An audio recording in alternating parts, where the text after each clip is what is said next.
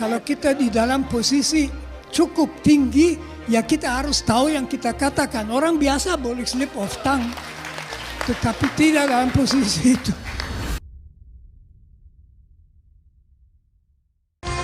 Selamat siang, inilah debat publik pemilihan Bupati dan Wakil Bupati Kabupaten Tuban tahun 2020.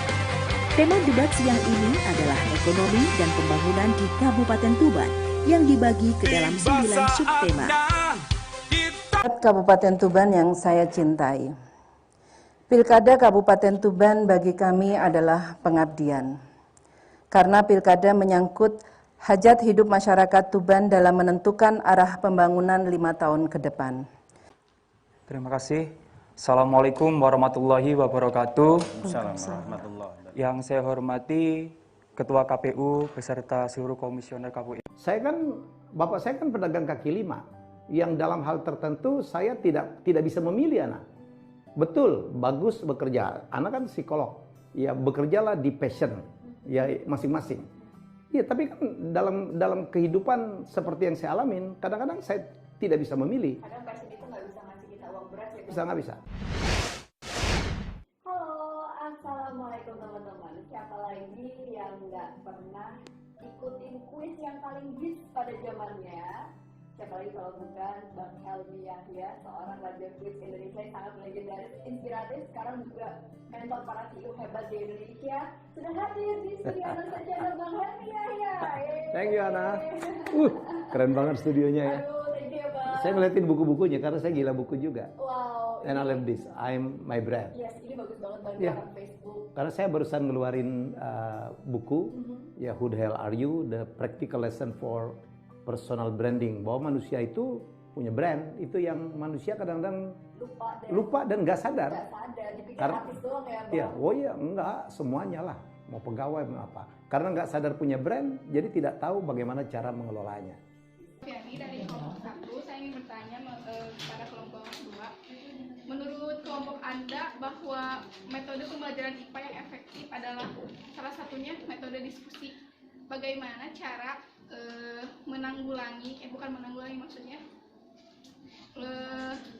membuat siswa tidak hanya aktif, kan dalam suatu kelompok itu, dalam satu diskusi itu pasti ada beberapa yang aktif dan tidak. Bagaimana cara Anda membuat siswa semua dalam diskusi itu aktif dan mengerti? Terima kasih. Nah, dari tayangan cuplikan keempat video tadi dapat kita tarik kesimpulan bagaimana perbedaan dan persamaan dari beberapa jenis penerapan diskusi pada video keempat tadi. Keempat cuplikan tayangan video tadi sudah kita bedakan berdasarkan jenisnya. Yang pertama, ada debat calon Bupati Tuban. Yang kedua, ada diskusi panel ILC. Yang ketiga, ada podcast channel YouTube. Dan yang keempat, ada diskusi kelompok. Antara kedua cuplikan terapan diskusi debat calon bupati dan diskusi panel ILC menunjukkan bahwa ada persamaan. Begitu pula dengan podcast dan diskusi kelompok yang juga menunjukkan persamaan. Jadi, antara debat dan diskusi panel dengan podcast dan diskusi kelompok terdapat perbedaan dan persamaan. Kalau teman-teman masih kurang jelas bagaimana pelaksanaannya, silakan diulangi kembali video di awal tadi yang menunjukkan cuplikan debat calon bupati, diskusi panel ILC, podcast channel YouTube, dan diskusi kelompok. Bagaimana teman-teman? Sudah melihat dan memahami cuplikan tayangan 4 video di awal tadi kan? Kalau sudah, pasti teman-teman bisa mengikuti penjelasan berikutnya. Mari kita simpulkan perbedaan 4 jenis terapan diskusi tadi. Perbedaan yang pertama antara debat calon Bupati Tuban dan diskusi panel dengan podcast channel YouTube dan diskusi kelompok. Debat calon Bupati Tuban dan diskusi panel ILC terlihat sangat formal. Terdapat moderator yang bertugas untuk mengatur jalannya diskusi dan menggunakan bahasa Indonesia yang formal. Sedangkan di cuplikan video yang ketiga dan 4, yaitu podcast channel YouTube pribadi dan diskusi kelompok, pelaksanaannya terlihat lebih santai. Moderator dan penyaji saling menyampaikan gagasan atau pendapat menggunakan bahasa Indonesia yang lugas, jadi terlihat lebih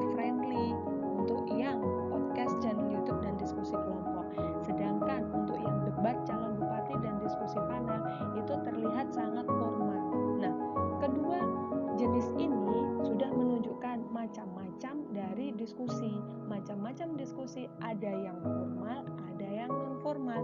Yang formal seperti debat calon bupati dan diskusi panel, yang non-formal terlihat lebih santai seperti podcast dan diskusi kelompok. Selain terdapat perbedaan, keempat jenis video tadi juga ada persamaannya loh. Persamaannya sebagai berikut. Yang pertama, dilaksanakan untuk mendapatkan informasi. Persamaan yang kedua, keempat jenis video tadi sama-sama terdapat tanya jawab. Dan persamaan yang ketiga adalah saling menyampaikan pendapat.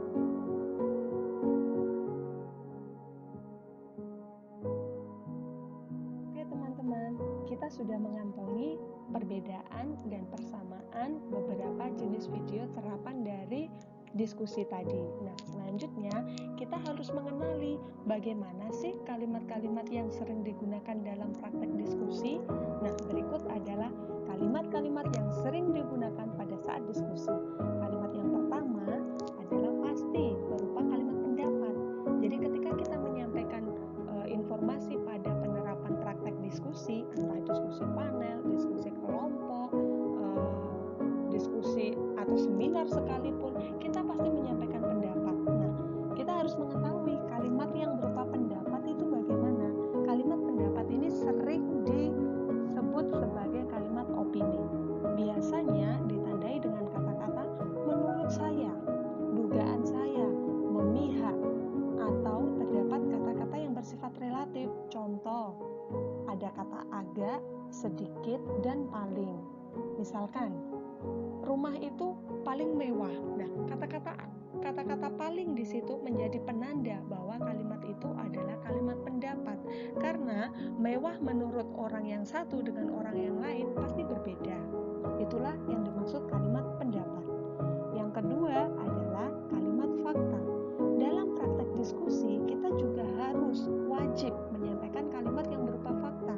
Kalimat berupa fakta ini adalah kalimat-kalimat yang benar datanya, akurat datanya, sudah terjadi, kemudian tidak memihak, dan yang pasti bersifat fakta. Jadi tidak mengada-ngada.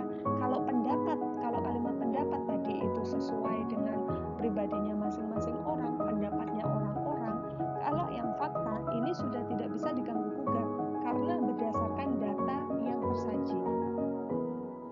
Kalimat yang ketiga yang sering digunakan adalah kalimat pro atau mendukung. Jadi ketika disajikan isu, disajikan berita-berita yang sedang viral, seseorang itu pasti antara mendukung ataupun tidak, antara pro ataupun kontra. Nah, kalimat yang pro alias mendukung dengan isu yang disampaikan biasanya sering ditandai dengan kata-kata setuju, sependapat. Saya setuju dengan bla bla bla, saya sependapat dengan bla bla bla. Nah, seperti itu. Nah, kalimat yang terakhir adalah kalimat kontra atau kalimat menolak. Ini perbandingannya dari kalimat pro. Kalau ada kalimat pro yang mendukung, pasti ada kalimat kontra alias menolak. Biasanya ditandai dengan kata-kata saya tidak setuju, saya kurang setuju, atau saya kurang sependapat dengan informasi tersebut. Nah, selain ada kalimat-kalimat ini, juga harus disertai alasan. Jadi kamu pendapatmu bagaimana, alasannya bagaimana. Kemudian kamu setuju atau tidak setuju dengan informasi itu, alasannya apa kamu setuju, alasannya apa kamu tidak setuju. Seperti itu. Oke, supaya kita bisa lebih memahami ciri-ciri yang ada, ya ciri-ciri kalimat yang ada pada diskusi, mari kita langsung latihan soal. Ini ada sebuah informasi tentang banjir di Bandung. Kita diminta untuk menentukan soal yang pertama, yaitu menentukan kalimat fakta. Nah, ingat-ingat ya, ciri-ciri kalimat fakta tadi yang sudah kita jelaskan, yaitu yang pertama, bersifat data yang akurat. Yang kedua, informasi itu, data-data itu benar-benar terjadi, jadi tidak mengada-ngada. Dan yang ketiga, tidak memihak salah satu pihak. Nah, kita langsung aja baca informasi ini. Musim banjir belum lagi mencapai puncaknya yang diperkirakan berlangsung Januari 2021 mendatang. Akan tetapi, di beberapa tempat di Bandung, ratusan rumah telah terendam banjir. Penyebabnya klasik. Mula-mula hujan turun terus-menerus menyebabkan bertambahnya aliran air di permukaan. Dalam keadaan normal, air itu akan mengikut hukum alam, mencari tempat yang lebih rendah. Dalam hal ini adalah sungai. Dari sana, curahan air mengikuti aliran sungai menuju laut. Tak ada masalah. Nah, 1-7 kalimat itu kira-kira mana yang termasuk kalimat fakta? Saya tunggu sampai 3 detik. Oke, silakan kita jawab bareng-bareng. Nah, kalimat nomor 2 jawabannya. Kenapa? Karena yang ada di kalimat nomor 2 ini ada satu kata yang menjadi ciri kalau itu adalah kalimat fakta, yaitu kata telah. Kata telah itu berarti sudah terjadi, tidak mengada-ngada. Nah, banjir sudah terjadi di daerah Bandung. Kata telah di situ menunjukkan bahwa kalimat itu termasuk kalimat fakta. Nah, soal yang kedua, tentukan kalimat opini pada teks tersebut. Kebalikannya kalimat fakta. Kalau kalimat opini itu sesuatu yang belum terjadi, sesuatu yang baru berupa pendapat. Jadi tidak ada fakta yang mendukung. Nah, kira-kira kalimat nomor berapa ya yang termasuk kalimat opini? Oke, betul.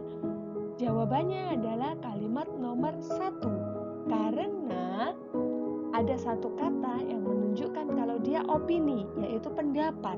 Kata itu adalah diperkirakan. Kata diperkirakan itu belum terjadi. Sesuatu yang belum terjadi karena masih perkiraan. Nah, makanya kalimat nomor 1 ini termasuk kalimat opini. Terima kasih sudah memahami penjelasan pada video ini. Yang harus kalian lakukan sekarang, yang pertama, catatlah kembali penjelasan yang ada pada video ini di reader kalian ya. Yang kedua, setelah kalian mencatat penjelasan yang ada di video ini, segera hubungi Ustazah untuk menunjukkan catatan kalian. Nanti kalian akan diberi hadiah oleh Ustazah. Oke, terima kasih. Sekian dari Ustazah. Selamat beraktivitas. Assalamualaikum warahmatullahi wabarakatuh.